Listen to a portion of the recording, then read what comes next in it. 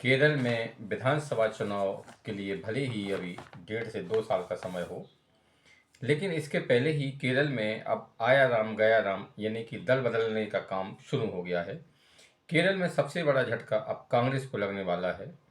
कांग्रेस के वरिष्ठ नेता शशि थरूर जल्द ही पार्टी छोड़ेंगे अपने साथियों के साथ में, यानी कि जो उनके समर्थक हैं उनके साथ में। इसी के साथ में केरल में एक राजनीति में बड़ा परिवर्तन आएगा। संजय एक्सप्रेस न्यूज में आपका स्वागत है। चैनल को सब्सक्राइब कर बेल आइकन प्रेस करें और वीडियो को लाइक एवं शेयर कर कमेंट्स बॉक्स में अपनी राय जरूर दें कि केरल में अगली सरकार किसकी बनेगी। केरल में इस समय सीपीएम के नेतृत्व वाले गठबंधन यानी कि एलडीएफ की सरकार है। तो केरल में दो गठबंधन हैं, एक सीपीएम का नेतृत्व वाला एलडीएफ है, एक कांग्रेस का नेतृत्व वाला यूडीएफ है।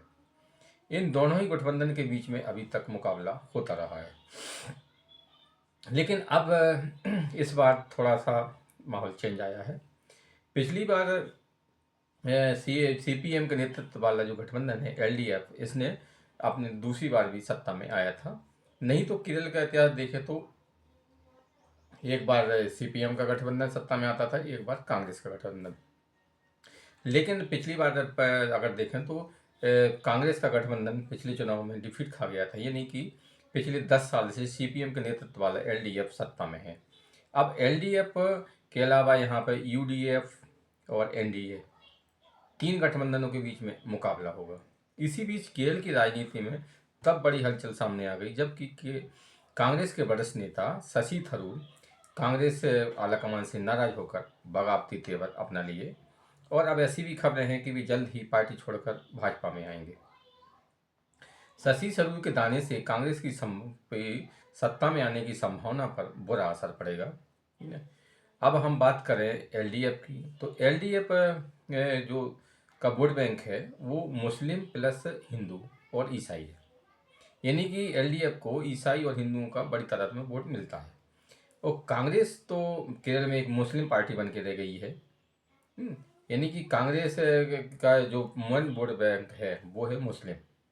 अभी जब सोनिया गांधी चुनाव में लड़ी थी, सॉरी प्रियंका गांधी जब केरल से वायनाड से चुनाव लड़ी थी, तो उस समय कांग्रेस ने इस तुष्टीकरण की अति करते हुए अपना झंडा और तिरंगा झंडा भी अपने चुनाव में इस्तेमाल नहीं किया था। यानी कहीं भी रैलियों में ना तो कांग्रेस का झंडा दिख रहा था न चुनाव। तो यहाँ कांग्रेस को अगर केरल में मुस्लिम पार्टी कहा जाए तो गलत नहीं होगा। अब एलडीएफ की बात करें तो एलडीएफ का इस समय जो झुकाव है, कहा जाए कि लाल पार्टी अब भगवा की तरफ झुक रही है, यानी कि एलडीएफ एनडीए पर हमला करने से बचता है, यानी भाजपा पर सीधा अटैक नहीं करता है।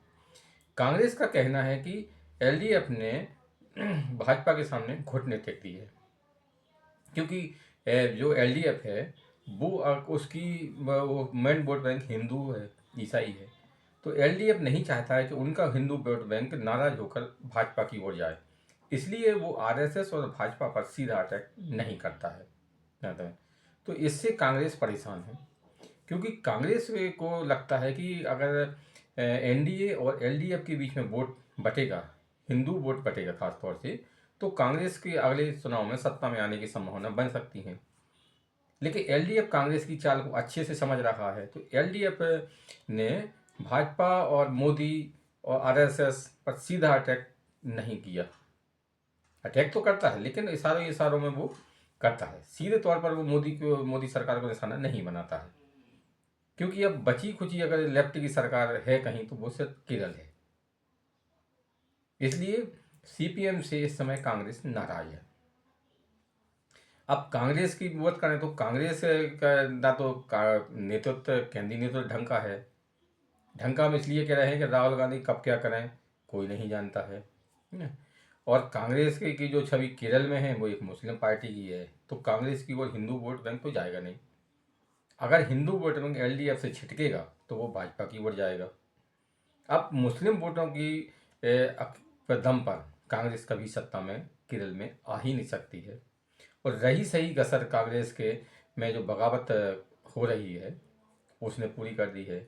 शशि थरूर जैसे ही भाजपा का दामन थामेंगे तो भाजपा को और केरल में एक ताकत मिल जाएगी, उनको एक ऐसा नेता मिल जाएगा कि जिसकी पकड़ केरल की जनता पर है। और भाजपा लंबे समय से केरल में किसी एक अच्छे नेता की तलाश थी, अब उसकी अच्छे नेता की तलाश पूरी हो गई है। कांग्रेस ने अपनी ही नाकामी के कारण या अपनी गलती के कारण ही भाजपा को केरल में पैर जमाने का मौका दे दिया है।